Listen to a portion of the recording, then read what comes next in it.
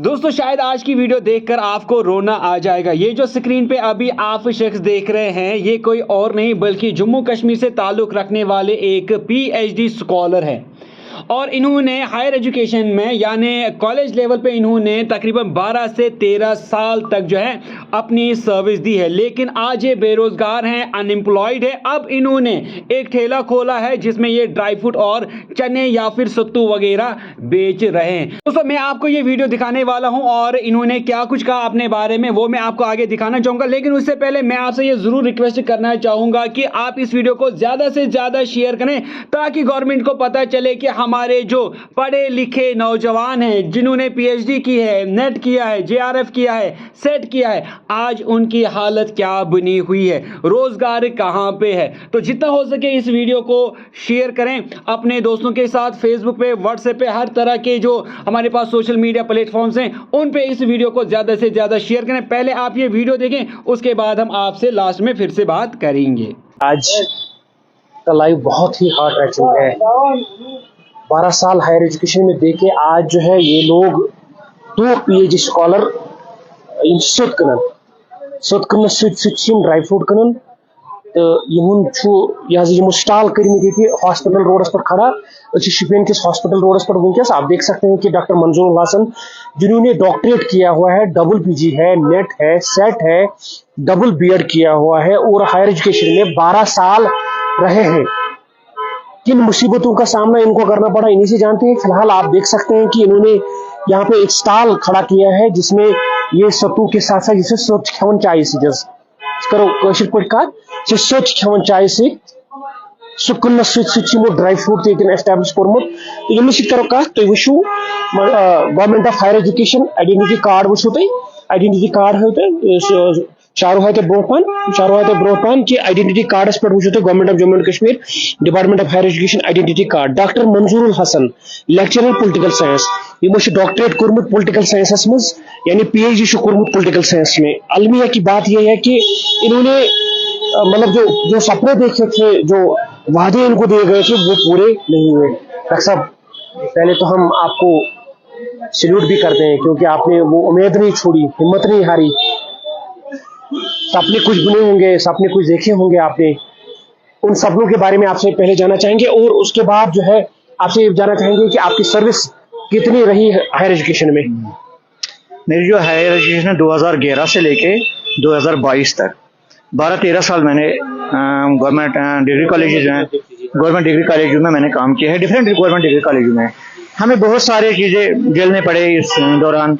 कुछ 7 महीने सैलरी, कुछ 8 महीने सैलरी, कुछ 5 महीने सैलरी। उसके बाद हमने सोचा कि 4-5 महीने से हमारा पेट बाल बच्चे नहीं पलेंगे, तो हमने इसको एडवर्ट किया, हमने इसको छोड़ा फिर। और इस यहाँ पे आप देख रहे हैं sir it doesn't look good or for survival one has to come down. We can say कि even Sattu sir, it is not degrade for we people, it is degrade for the government, nothing else. For selling this Sattu, it is shame for that I have done the doctors. I have served the department for 13 years and I got nothing. अब 1 साल से मैं ये कर रहा हूँ, मैंने सोचा कि शायद मुझे कुछ मिल रहा है। अब मुझे लग रहा है 13 साल जो मैंने I have totally wasted the time. I think I have totally wasted the time, but from last year, I think I have getting something. Sir live से पहले आप कुछ बता रहे थे कि आपके पेरेंट्स ने वो ख्वाब देखे थे, वो इमोशनल सीन जो है मेरी आंखों में भी आंसू आ गए क्योंकि डॉक्टरेट करना, फिर हायर एजुकेशन में रहना 13 साल, उसके बाद सत्तू यहाँ पे बेचना, this is some kind of my itching, जो मेरा हार्ट जो है वो मतलब रो रहा है, अंदर में रो रहा हूँ कि सिस्टम क्या है, कैसे आपने ये झेला, कैसे आप ये झेल रहे हैं। देखो बहुत सारी चीजें मुझे झेलने पर। सबसे पहली बात मैं कहूंगा कि सारी मुझे बोलते कि आपको शर्म तो नहीं आती है, कभी भी मैंने शर्म नहीं की। लेकिन सबसे बहुत बुरी बात जो मुझे लगती है, सबसे बहुत बुरी बात जो लगती है, या मुझे अपने पेरेंट्स की मतलब वो जो ख्वाबे उन्होंने देखे थे कि हमने इसको 30 साल पढ़ाया है। Not a joke, we educate a single child in primary and we get 1 lakh 2 every year. I studied up to 30 years. My parents he was not a government employer. He was simple farmer. He studied my education highest ranked university. When this thought comes, yeah, coming to your mind, what? At that time, I see my head comes down. When I am seeing my parents, seeing here and there, my parent every day my father call me कि अब बेटा आ गए 8 बज चुके हैं 8:30 बज चुके हैं, लेकिन उसने वो ख्वाब देखा शायद 10 बजे ड्यूटी जाएगा वो 4 बजे वापस आ जाएगा.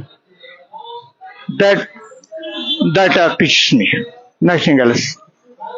I myself will come. God knows better.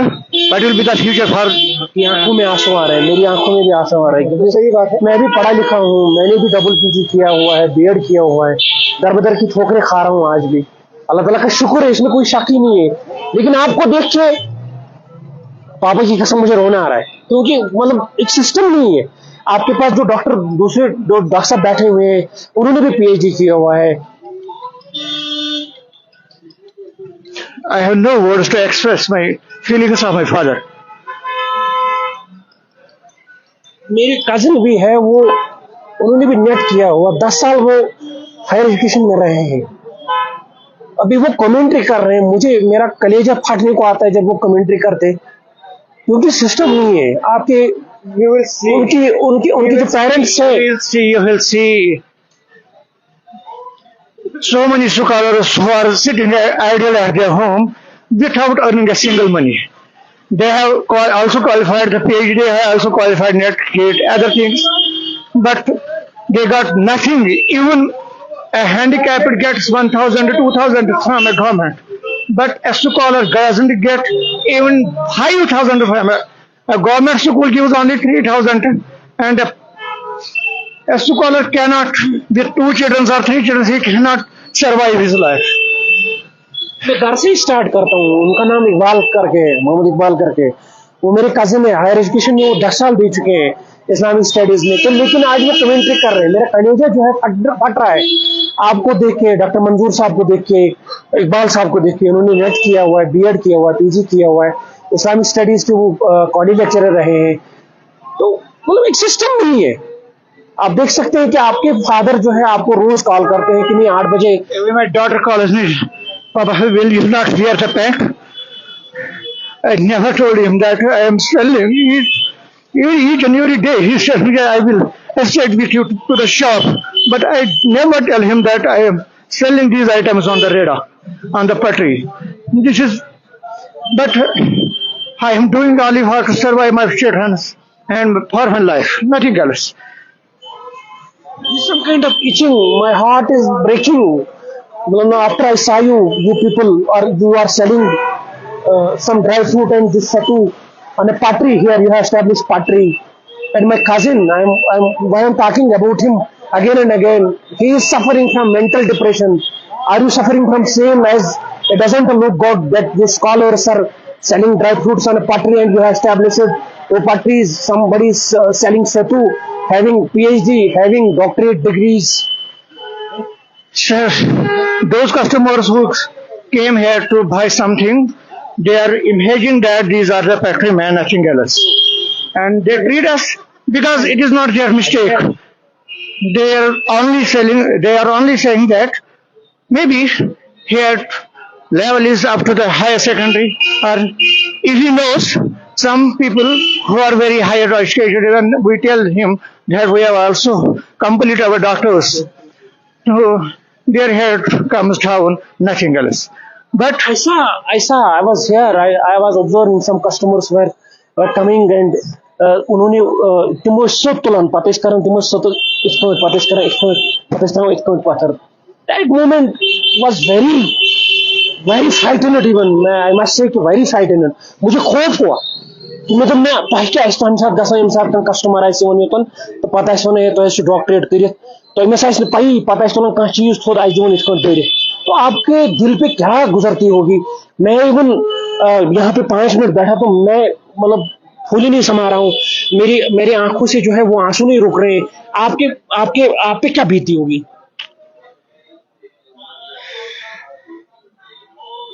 I think when I go to home, I never sleep with my choice.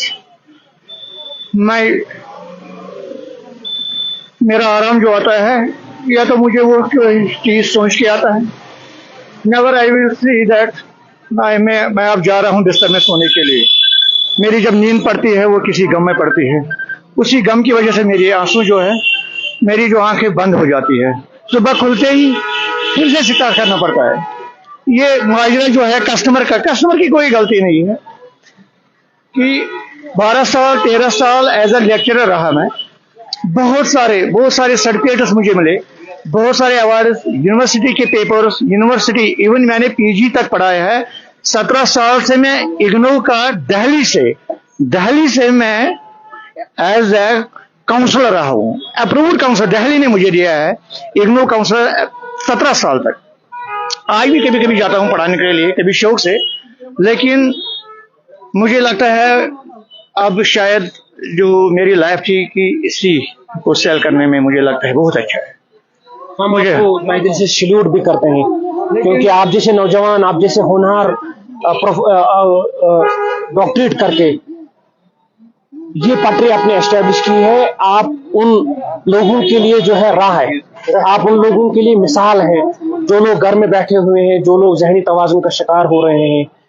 ये मतलब मैं भी रो रहा हूँ क्योंकि अंदर अंदर मैं भी रो रहा हूँ. एक अच्छी जो मेरे दिमाग में जो बात गूंजी वो इसे कि हम दुकान भी स्टार्ट कर सकते थे. ये कोई बड़ी बात नहीं थी, कहीं से भी गुजारा करके दुकान भी.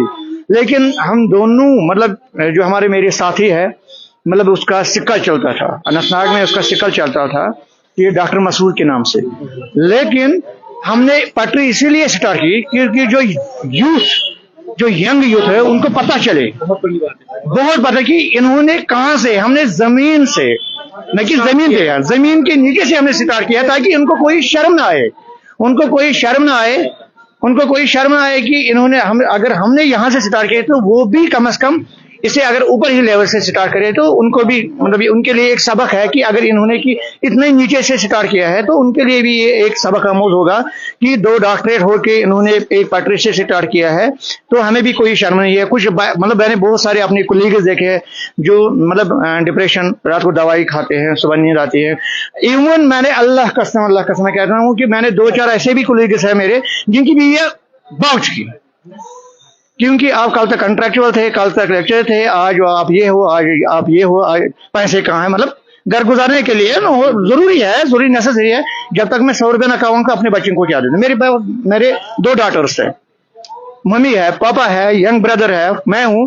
तो गुजारा तो करना ही है ना, सर्वाइवल तो करना है.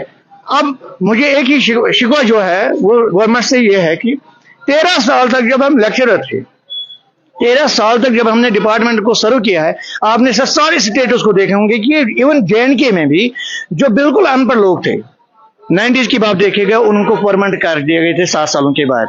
वही जो उसको रेगुलेशन एक्ट 2010 कहते थे, उसी के मुताबिक कि ये मतलब सिलसिला जारी था.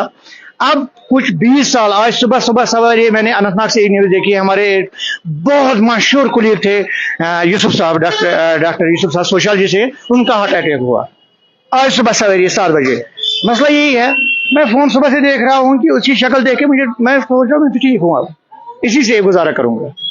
वो डिप्रेशन हिम्मत नहीं हारनी है. है. डॉक्टर साहब और भी बातें करनी थी आपसे, लेकिन तो दोस्तों ये आपने डॉक्टर साहब की बात सुनी और ये ज़िंदगी गुजारने के लिए अब मजबूर हो गए हैं कि ये एक रोड पे ठेला खोले हुए हैं जहाँ पर ये कुछ ड्राई फ्रूट, चने या फिर सत्तू वगैरह बेच रहे हैं ज़िंदगी गुजारने के लिए. लास्ट में मैं ये कहना चाहूँगा कि आखिरकार इन्होंने अगर इतनी बड़ी बड़ी डिग्रियाँ हासिल की हैं, इन्होंने PhD किया है, नेट वगैरह किया है, तो ये सोच रहे होंगे कि आखिरकार इनको मिला तो मिला क्या. तो यहाँ पर मैं ये ज़रूर कहना चाहूँगा कि बिज़नेस करना कोई गुनाह नहीं है, बिज़नेस करना बहुत अच्छी बात है. लेकिन आखिरकार जब इंसान अपनी पूरी ज़िंदगी पढ़ाई पे लगाता है तो पढ़ाई पे अपनी ज़िंदगी खर्च करने के बाद जो है इंसान को होप रहती है कि PhD नेट सेट वगैरह करके मैं कहीं पर एडजस्ट हो जाऊँगा.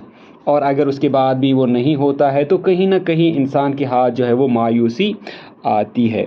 मैं इनको सल्यूट करता हूँ कि इन्होंने इतनी बड़ी डिग्रियां करके भी ये डिप्रेशन का शिकार नहीं हुई और ना ही इन्होंने कोई शर्म की। इनके इस हौसले को मैं सलाम करता हूं।